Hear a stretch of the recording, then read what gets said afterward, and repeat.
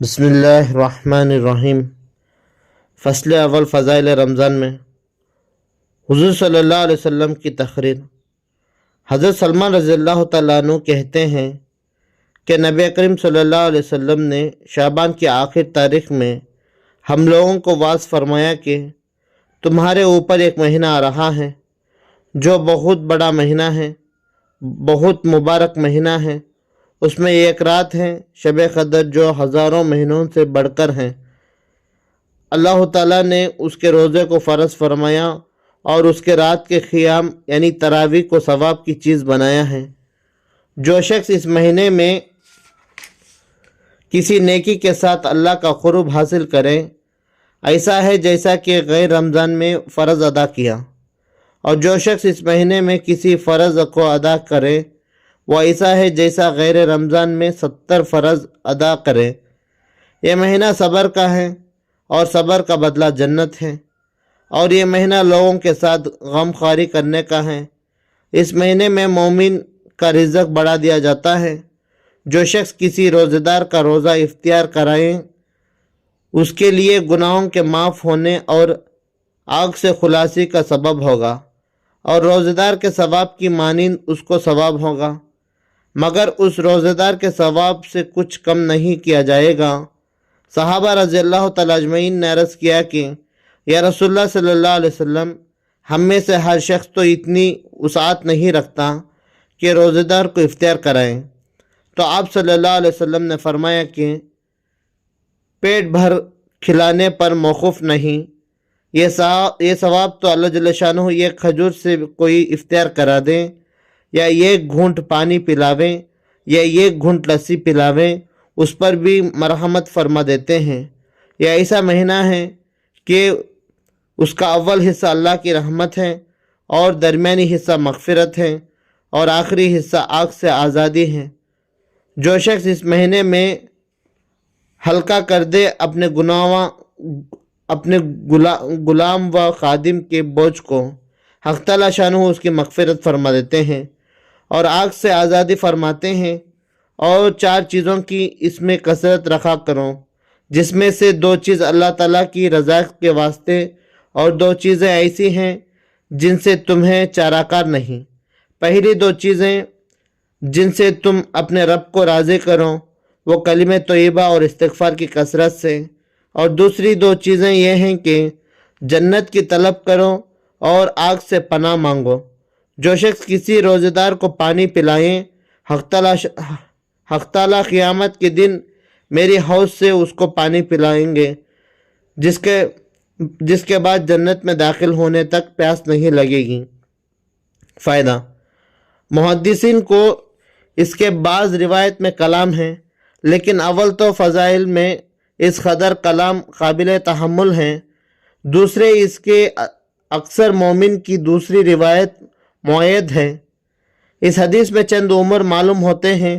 اول، نبی کریم صلی اللہ علیہ وسلم کا اہتمام کے شعبان کے آخر تاریخ میں خاص طور سے اس کا واعظ فرمایا اور لوگوں کو تنبیہ فرمائی تاکہ رمضان مبارک کا ایک سیکنڈ بھی غفلت سے نہ گزر جائے۔ پھر اس واعظ میں تمام مہینے کی فضیلت بیان فرمانے کے بعد چند اہم امور کی طرف خاص طور سے متوجہ فرمایا۔ سب سے اول شب قدر کہ وہ حقیقت میں بہت ہی اہم رات ہے۔ ان اوقات میں اس کا بیان دوسری فصل میں مستقل آئے گا۔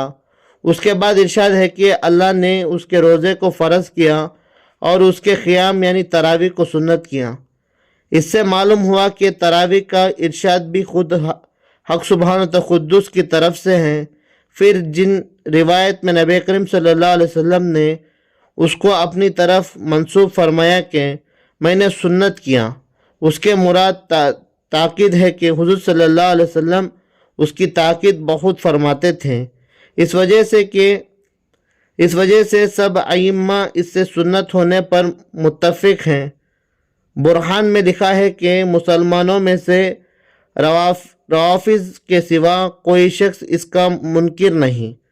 حضرت مولانا شاہ عبدالحق صاحب محدث دہلوی رحمۃ اللہ علیہ نے مسابطہ بالسنہ میں بعض कुतुब फ़िक़्ह से नकल किया है कि किसी शहर के लोग अगर तरावी छोड़ दे तो उसके छोड़ने पर इमाम उससे मुखातला करे।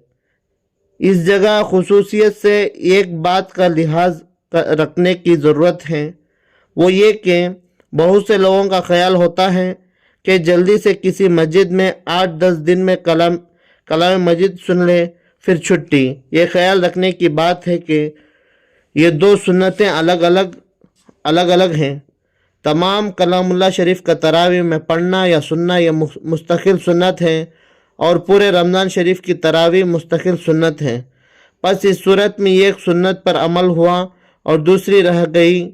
अलबत्ता जिन लोगों को रमज़ान मुबारक में सफ़र वगैरह या और किसी वजह से एक जगह रोज़ाना तरावी पढ़नी मुश्किल हो, उसके लिए मुनासिब है कि अव्वल कुरान शरीफ चंद रोज़ में सुन लें ताकि कुरान शरीफ नाक़िस ना रहे। फिर जहाँ वक्त मिला और मौका हुआ वहाँ तरावी पढ़ ले कि कुरान शरीफ भी इस सूरत में नाक़िस नहीं होगा और अपने काम का भी हर्ज ना होगा। हुज़ूर सल्लल्लाहु अलैहि वसल्लम ने रोज़े और तरावी का ज़िक्र फरमाने के बाद आम फ़र्ज़ और नवाफिल इबादत के हितिमाम की तरफ मुतवज्जा फरमाया कि इसमें एक नफिल का सवाब दूसरे महीनों के फ़र्ज़ के बराबर है और इसके एक फ़र्ज़ का सवाब दूसरे महीनों के 70 फ़राइज़ के बराबर है। इस जगह हम लोगों को अपनी अपनी इबादत की तरफ भी ज़रा गौर करने की ज़रूरत है कि इस मुबारक महीने में फ़राइज़ का हमसे किस कदर एहतिमाम होता है और नवाफिल में कितना इजाफ़ा होता है। फ़राइज़ में तो हमारे एहतिमाम की यह हालत है कि सहर खाने के बाद सोते हैं तो अक्सर सुबह की नमाज क़ज़ा हो गई और कम अज़ कम जमात तो अक्सरों की फ़ौत ही हो जाती है। कोया सहर खाने का शुक्रिया अदा किया कि अल्लाह के सबसे ज़्यादा मुहतरम शान फ़र्ज़ को यह बिल्कुल क़ज़ा कर दिया, यह कम अज़ कम नाक़िस कर दिया कि बग़ैर जमात के नमाज़ पढ़ने को अहले उसूल ने अदाए नाक़िस फरमाया है।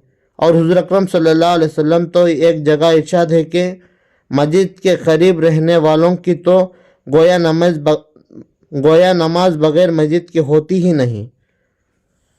मज़ाहिर हक़ में लिखा है कि जो शख्स बग़ैर उज़र के बिदून जमात नमाज पढ़ता है उसके लिए उसके ज़िम्मे से फ़र्ज़ तो साक़ित होता है मगर उसको नमाज का सवाब नहीं मिलता।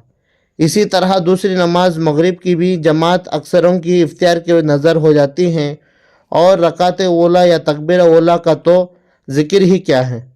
और बहुत से लोग तो इशा की नमाज भी तरावी के इहतिमाम के एहसान के बदले में वक्त से पहले ही पढ़ लेते हैं। ये तो रमज़ान मुबारक में हमारी नमाज का हाल है, जो अहम तरीन फ़राइज़ में है कि एक फ़र्ज़ के बदले में 3 को ज़ाया किया। एक 3 तो अक्सर हैं, वरना ज़ोहर की नमाज खैरुल्लाह की नज़र और असर की नमाज इफ्तारी का सामान ख़रीदने की नज़र होते हुए आंखों से देखा गया है।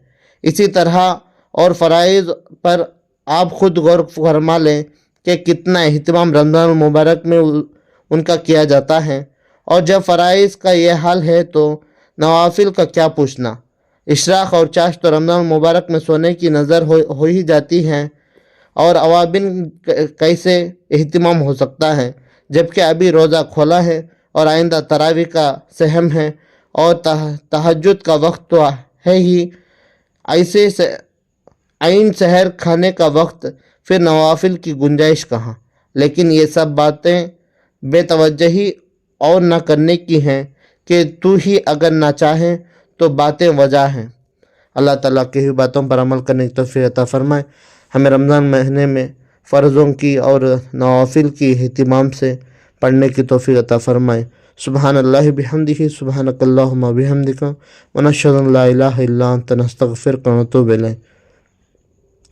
भाई चैनल में कौन तो पहली मर्तबा चैनल को सब्सक्राइब कर लीजिए। जज़ाकल्लाहु खैर।